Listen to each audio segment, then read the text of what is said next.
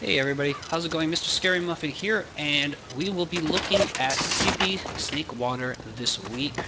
If you don't already know, DSGL Ducksuit Gaming League, which is a amateur TF2, competitive TF2 league, if that makes any sense.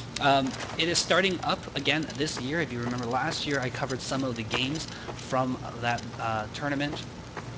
And the first week, the map will be CP Snake Water, which is a 5-point push map. The first week is a season exhibition type match, so the games don't count for anything, but teams are encouraged to play competitively so that they can get used to their teams, of course. It is an amateur league. We have a lot of first-time players who are just starting to learn how to play competitive gaming, and I'm hoping to get a lot of people who are first-time viewers of TF2 to start watching a little bit and learning and understanding so they can start appreciating some of the stuff going out there in esports. So you just saw me kind of push out to mid here. This route that I just took is excellent for the medics and the scouts, maybe even the soldiers. What can happen is the scouts can run up this way and double jump onto the roof there and get on those logs and start shooting people from above. Height, of course, is always a great asset.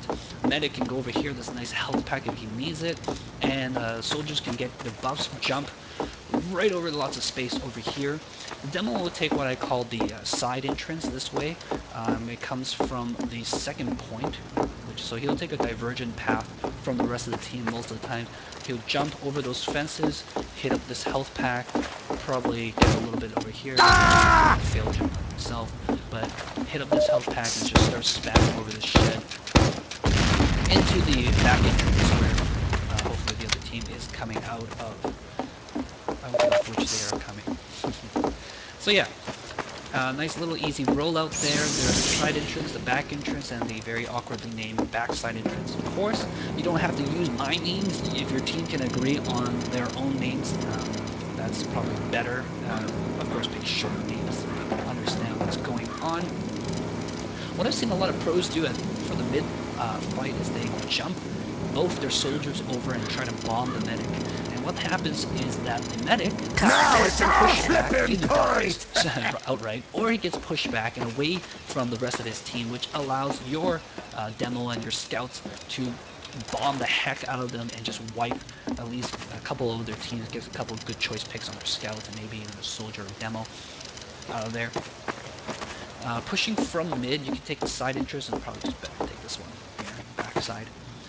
Take the backside entrance, and what that allows you to do is you can just jump and not fail like me. But hey, if you fail, there's a little landing there. Yeah, you can jump right over the fence. In fact, you can jump all the way over to that health pack and spam into the choke here, or spam into the main, of course, or spam into the bottom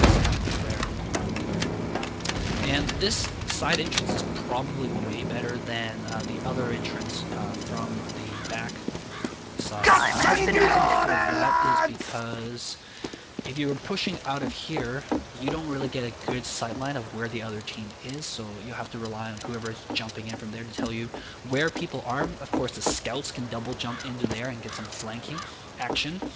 But coming over here, you can get bounced by soldiers. If there's a sentry set up there, you can get pinned against the wall. And even if you Uber, you have to Uber really early because it's a long walk all the way to this point. Whereas if you come over here with your medic, the medic can buff the jumpers can jump, and then the medic can rotate this way, hit up one of the other jumpers that might retreat or got pushed back, and then Uber right here, and you can get a lot of action out of that Uber, which is nice, instead of just walking all the way through. Scouts, as I mentioned, can flank that way. Scouts can also run under the bridge. We call it under the bridge, call it tunnel if you like. Take the bottom entrance this way and try to come up behind the defending team and just kind of flank them. If you flank with your partner scout at the same time who's coming from the top, you might get some good choice picks.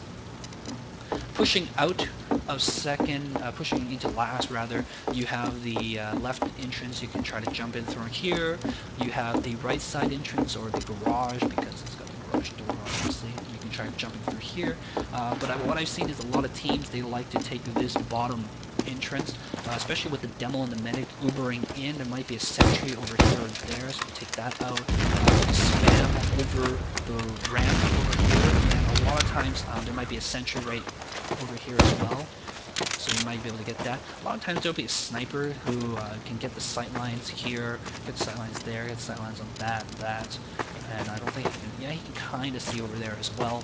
So the sniper gets a couple good sight lines, and you can always just jump into the spawn and switch classes when he needs to. So you'll see probably the medic also hanging around here, keeping out of sniper sight lines, but keeping his team healed so they can hold the top part of this area, which is very important for defending last. Because if you get soldiers and scouts up here, then you pretty much lost the battle. This is called the ramp side defense. You can call it right side, left side, depending on your perspective. This is truck side.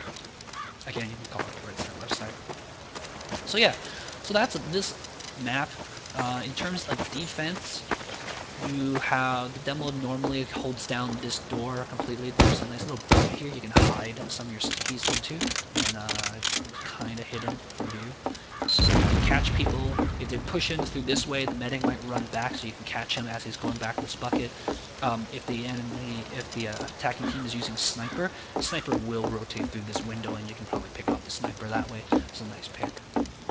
A lot of teams will have a scout jump through these crates, and that will allow him just kind of peek in over here and see if there's anybody standing in this top area over here, and the rest of the team, probably medic and soldiers, will come through the bottom out this way, connect with the scout back this here, and the scouts can run underneath the bridge and the soldiers can jump over here and bomb people.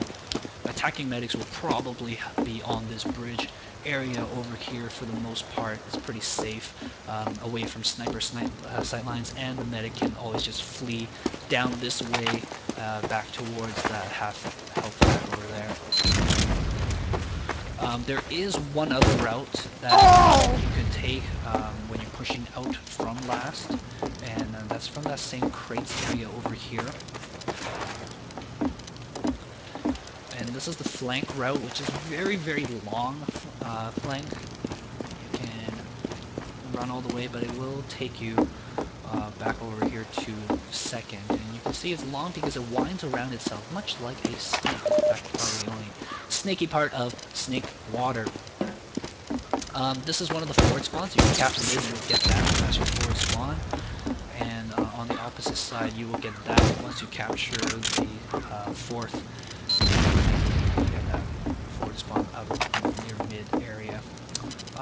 Pushing out from, because you see how close that forward spawn is, it's actually really hard to push out from second into mid. And most of the time you probably just adapt the same strategy that you did before. You really have to wipe the team in order to get this midpoint. And that's about it.